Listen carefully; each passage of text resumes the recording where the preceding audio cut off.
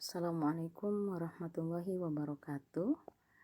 Taibna nabda darsana al-yawm biqiraati al-basmalah. Bismillahirrahmanirrahim. Baik, hari ini seperti Ustazah pekan lalu bahwa Ustazah akan memberitahukan apa saja yang akan kita pelajari pada semester ini. Ya nak, baik, Ustazah langsung saja. Mamadatuna fi hadhil marhala, apa saja materi kita pada semester ini? Yang pertama, kana wa akhwatuha wa inna wa akhwatuha. Jadi sebenarnya ada dua bab penting dalam nahwu, baik itu nahwu ataupun sorof, yaitu bab ism tentang kata-kata benda, ya, dan juga bab fi'il tentang kata kerja. Nah, mungkin kalian berkata, terus kenapa harf tidak masuk dalam bab Ustazah? Nah, dia sudah masuk ke dalam babul ism, ya. Oke. Jadi untuk di semester ini di awal pertemuan kita sebelum tes itu saya akan konsentrasikan kepada ism, ya. Nanti setelahnya itu baru ada beberapa yang berkaitan dengan fi'il type. Jadi yang pertama tentang kana wa akhwatuha, yang kedua anwaul maf'ul.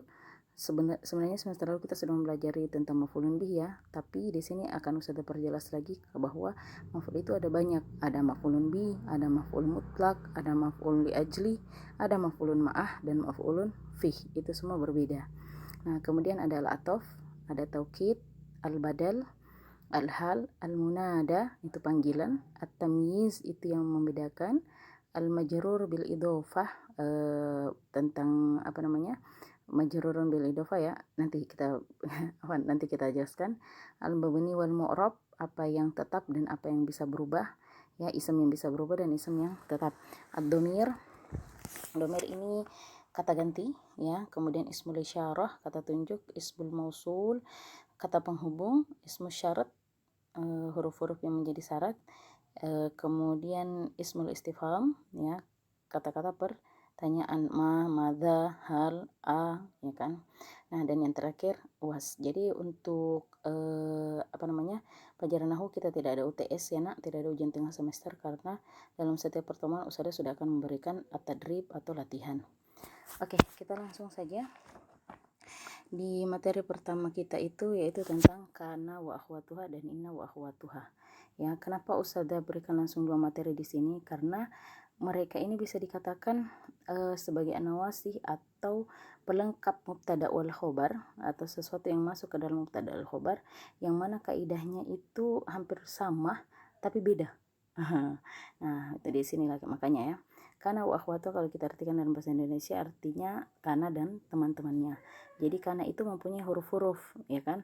Yang mana apabila huruf-huruf ini masuk ke dalam mubtada wal khobar atau jumlah ismiyah, maka itu akan merubah kaidah jumlah ismiyah atau mubtada wal khobar.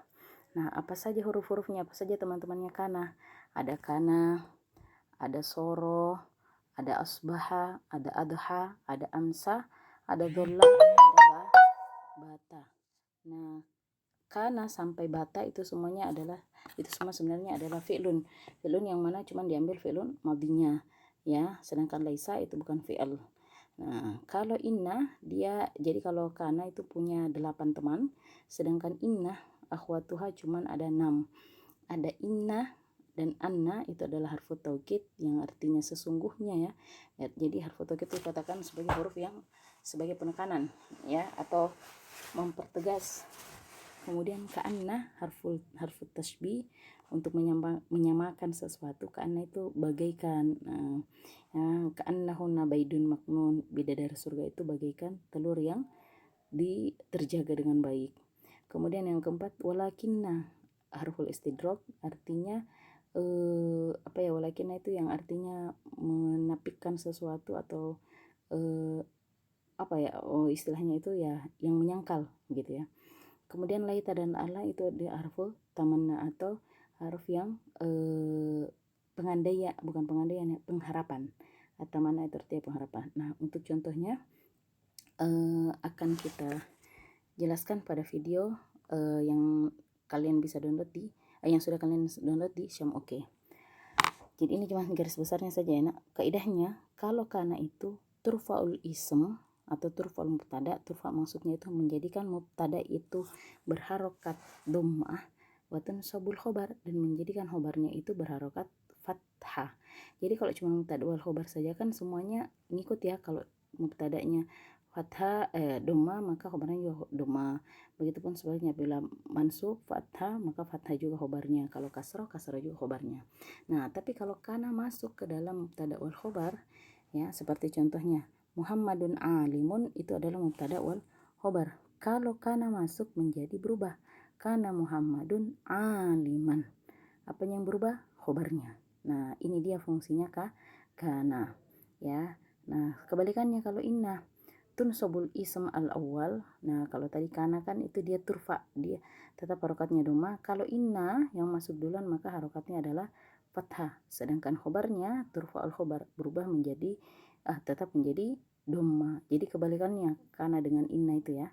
Contoh, innal kitabah mufidun.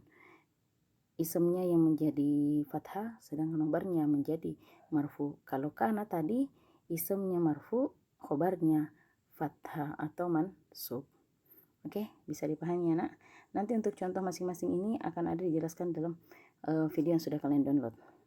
Oke, selanjutnya. Nah, dalam nahwu kita akan mempelajari yang namanya i'rab ya nak. Jadi setiap materi untuk semester ini akan usah diberikan contoh i'rabnya. I'rab itu seperti kita meleburkan atau menjelaskan makom atau kedudukan dari setiap kata tersebut. Contoh, kana Muhammadun aliman.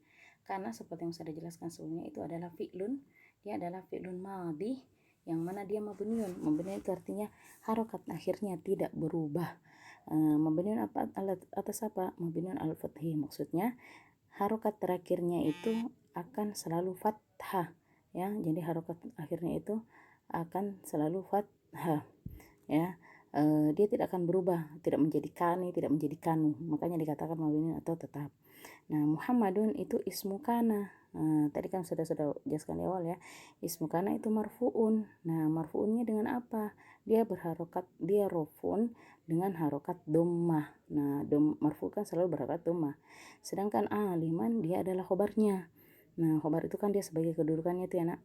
Apa harokatnya si khobar ini? Harokatnya itu dia adalah mansub, yaitu dengan harokat fathah. Oke, semoga bisa dipahami ya.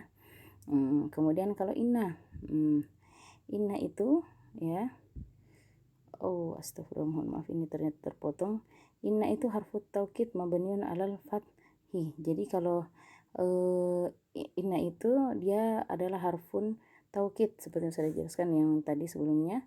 Dia mabniun alal fathi juga karena dia tidak berubah-ubah menjadi ini, menjadi innu, tidak mungkin. Dia selalu tetap menjadi fathah. Nah, sedangkan Alkitab sama seperti yang saya bacakan saja ya. Mohon maaf tulisannya terpotong ternyata. Alkitab dia adalah ismu kana, ismu inna mansubun bil fathah. Lihat mansubkan. Dia di sini kalau yang Muhammad dengan aliman sama-sama Alkitab dan mufidun, dia tidak dikatakan mabniun, tidak dikatakan tetap karena harokatnya bisa berubah. Kitab bisa menjadi kitabah, alkitabu bisa menjadi alkitabi. Kemudian mufidun dia sebagai khobar inna. Apa harokatnya? Doma kan ya. Berarti mufidun itu adalah khobar inna marfuun bid-dhammati. Oke, seperti itu ya. Jadi sejatinya i'rab itu adalah meleburkan ya, atau kita menjelaskan kedudukan dari setiap kata dalam kalimat. Baik. Selanjutnya di sini ada tadrib ya. Tapi sebelum ini kalian lihat dulu ya. Jadi ini sebagai mukadimah. Sebelum kalian melihat tadrib ini, silahkan kalian melihat dulu contoh dari video yang telah Ustazah berikan. Semoga bisa dipahami ya.